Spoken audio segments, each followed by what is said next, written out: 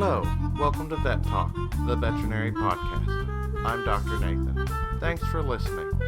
This is an informational podcast, and we hope you find it a valuable tool to help you understand veterinary medicine and how to better care for your animals.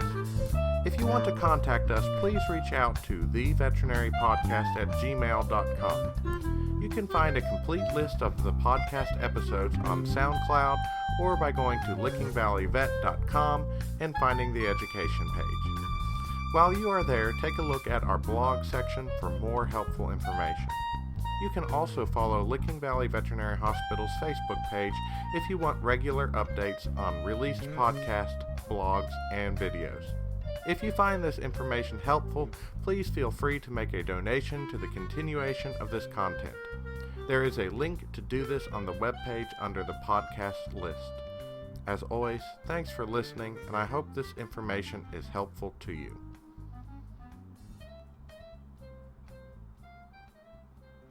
Here we continue our discussion on cattle. It's hard to know where to start, but I think we start with the bull. Without bulls, it would be hard to make little baby calves. You need a good bull, and I mean you need a good bull. I say this about all cattle. If they are aggressive towards people or wild, they need to go to slaughter on the first truck away from your farm. Make them hamburger. Sure, bulls are big and can hurt you, and you want a virile bull who will fight to get the job done, but a bull has a lot of weight to throw around, and you don't want him constantly breaking equipment, hurting people, or making working with your cows a more dangerous occupation. This goes for any female too. A wild animal makes the herd wild just by their presence, and they need to go. It's not worth keeping them, even if she is your best producing animal. And actually, safety and housing is where we will start. I see so many people want to get into cattle farming. The first thing they do is throw up some fence and get some cows and put them in a field. Don't do that. It usually ends up with cows getting loose and running around the town with the new farmer having no way to actually work with these animals. So many times I have been called out and the farmer says, "Something's wrong with my cow, Doc. What we gonna do?" I look around and I ask, "I don't see the cow. Where is it?" The farmer points and the cow is across a field. It's limping, but the farmer has no way to catch it. Contrary to popular belief, I don't have many good oral medications to sedate cows, nor do I have exceptionally good roping skills.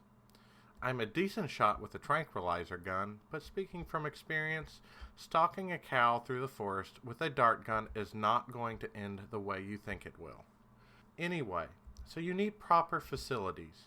You don't have to necessarily start out with everything, but you need a few things I will go over now. 1. You need fields and fence for cattle. It's simple. Cows need grass, and you need to keep your cows from running off to other people's grass because cows should be eating your grass, whether or not it is greener on the other side of the fence. There's tons of fencing options out there, and I can't say I have many preferences other than I don't recommend barbed wire. Why? Because having strung barbed wire in my youth and slipping through barbed wire as a veterinarian, I'm tired of being cut or ripping my clothes on barbed wire.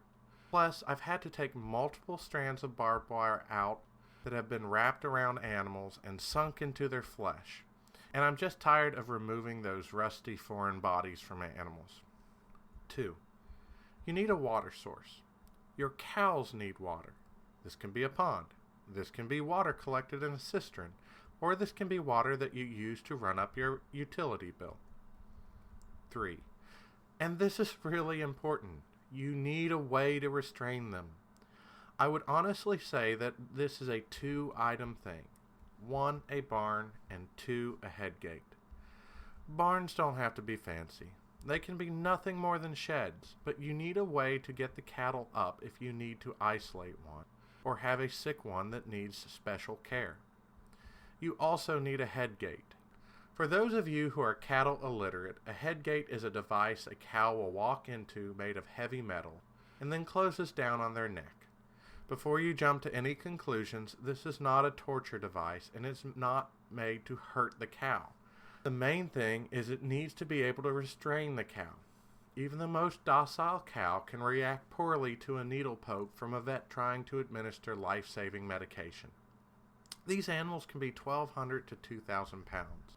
They can crush people, gore people, and snap human bones without so much as a thought. If you don't have good restraint, there is a risk you will get hurt seriously. With good restraint, there is still a risk, but it greatly minimizes it. And even if you don't mind risking your life, remember, when you call the vet, he's very likely only making at most a few $100s from one sick cow. My latest insurance plan says to fix a broken bone, it would cost me somewhere between $1,700 and $2,500. Not to mention 6 to 8 weeks where I may not be able to work to my full abilities. I just don't care about you or your cow enough to risk breaking my bones. And if I don't care enough about that, do you think there's any amount of money you could pay me to make me risk my life and business like that?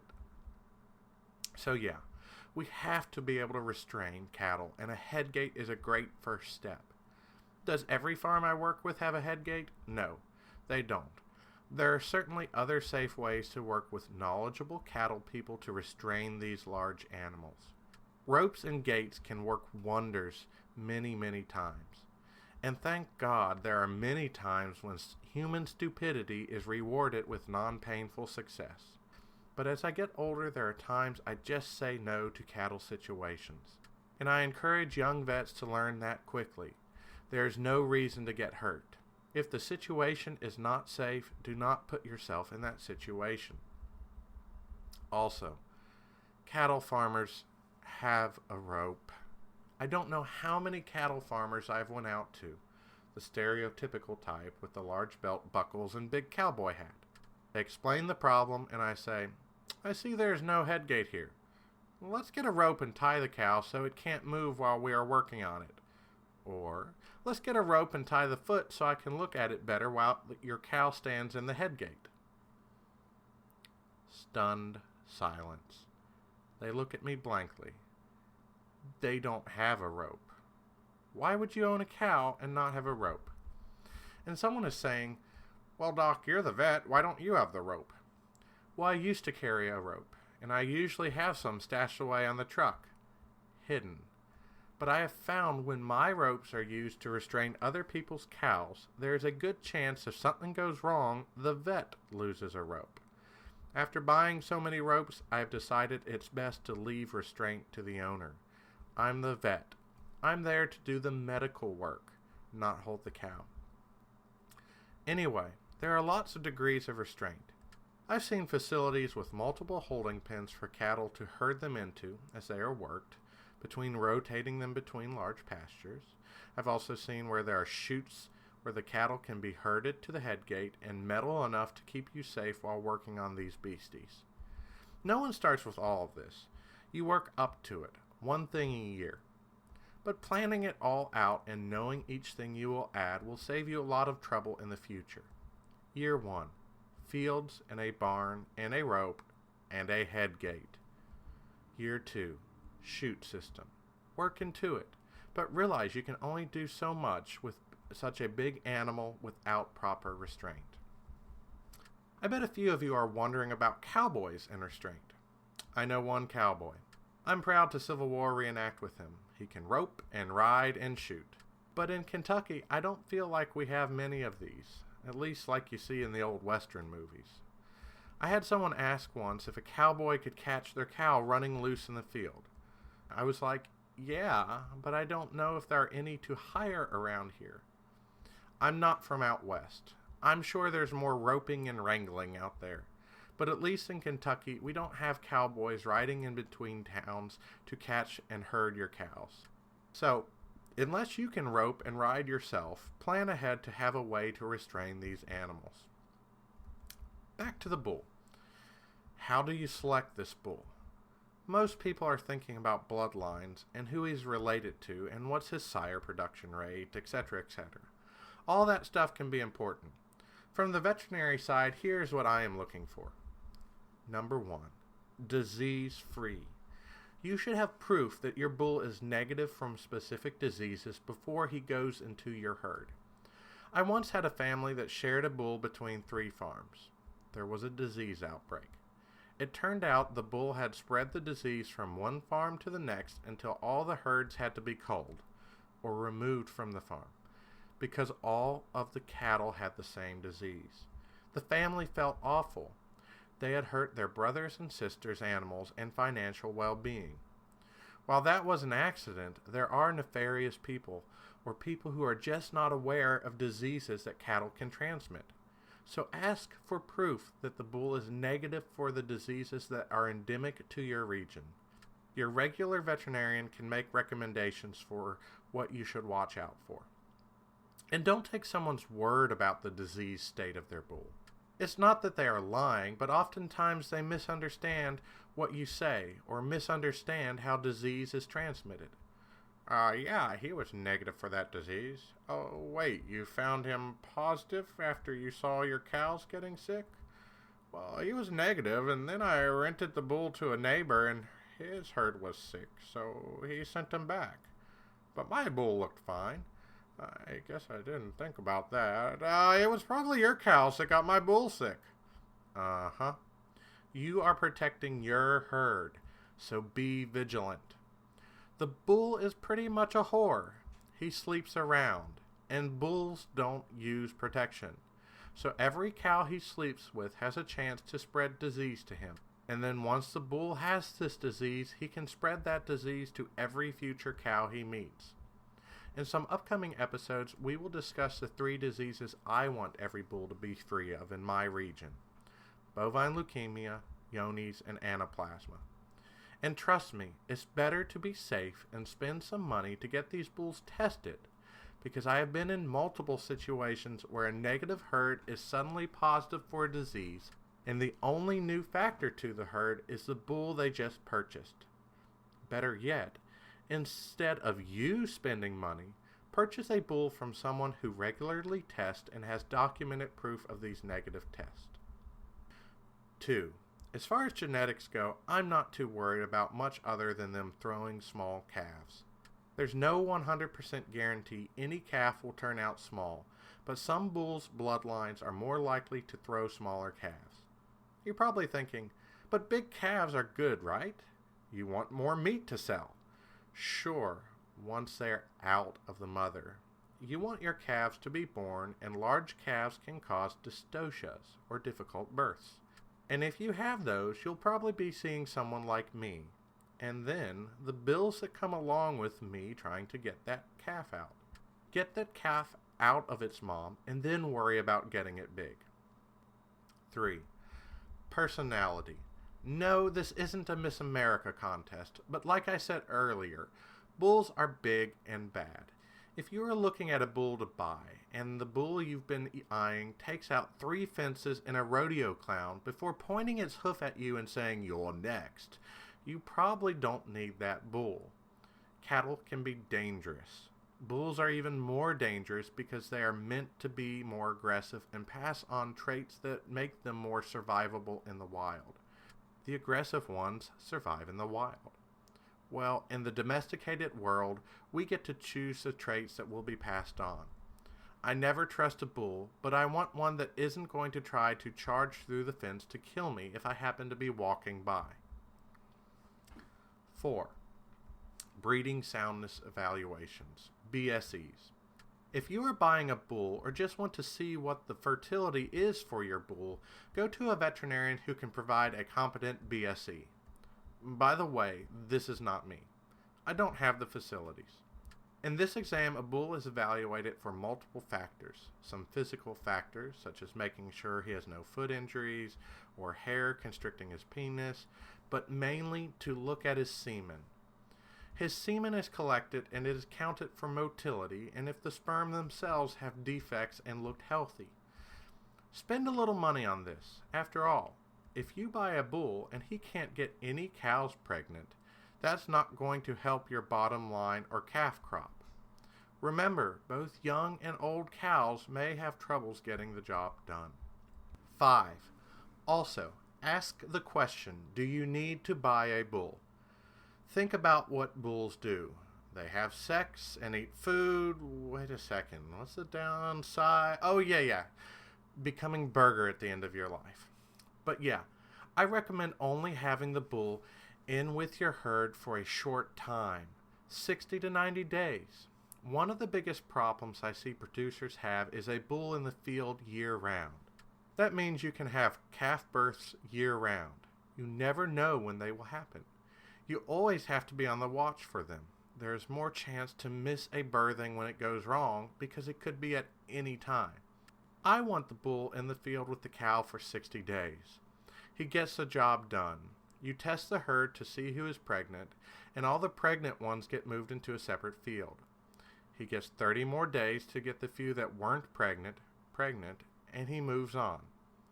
As for the cows, if they don't get pregnant, you have to decide if they need to stay around or not. But basically, you only need a bull for 90 days. That way, all your babies come out in a 90-day period, 283 days later. If you want to shorten this period, make it just 60 days and don't give the bull a mop-up time. Move the bull after 60 and cull the cows that didn't get pregnant. The shorter the time allows you to be watchful during that time and have a more regulated life the rest of the year. Because what do you need the bull for after that? Nothing. He's done his job. You're just wasting money feeding and housing him. That is why some people rent bulls. They rent the bulls, and then when they have done their job, they send the bull away. Less cost of food, less safety risk, and if you don't like the job the bull does, you don't have to get him again. Number 6. Alternatively, you could do AI, or artificial insemination. Many vets are trained to do this, or as I do, I supply the drugs to the farmers so they can hire an AI tech who comes to the farm to help get the job done. How is this job done without the bull? Well, the farmer decides on a bull they like, and the bull is collected, and then its semen is sent to be inserted in the cow to make a baby. The trick is getting the semen in at the right time. This is done by using drugs to manipulate the cows so they are all ovulating at the same time, which happens to be the time to do this.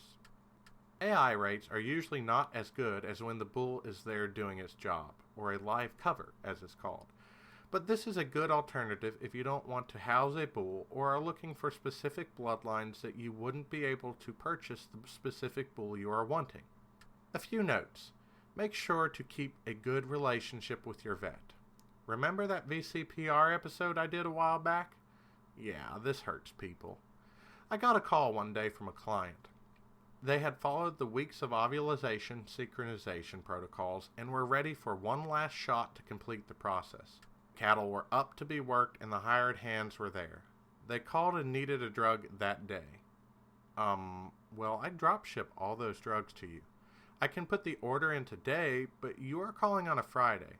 It won't get out to you until Monday at the best, more than likely Tuesday. This was something the farmer knew. I have for years not kept inventory on hand for things like cattle vaccines and non-emergency drugs. This is something that is well planned ahead, so to keep costs down, I ship these drugs directly to the producers. Yeah, I know, Doc, I messed up, but I need the drug today or everything is thrown off. I'll just go to another clinic and pick up some. Well, you haven't used another vet in years. They couldn't legally give you those drugs without seeing your cattle. They are prescription. Long story short, the other vet gave them the drugs. Illegal? Yes. Helpful to the client? Yes. 6A. So yes, to continue with AI, you get your cattle cycling. Then the AI tech or vet comes out and inseminates the cattle. Hint, hint, they would like a headgate. I don't do much of this, so I will leave any details of this to discussing it with your AI tech or sexually knowledgeable veterinarian. Just be aware, many AI techs say that 50 to 80% conception rates are what they are hoping for. With the proper number of bulls in the field, you should be around 85% herd conception rates the first go around, and then up to 90% with the mop-up month. and proper number of bulls is roughly 1 bull to 25 cows. I think the good AI techs are hedging their bets so they don't look bad if something goes wrong, or make them look good if things go as planned.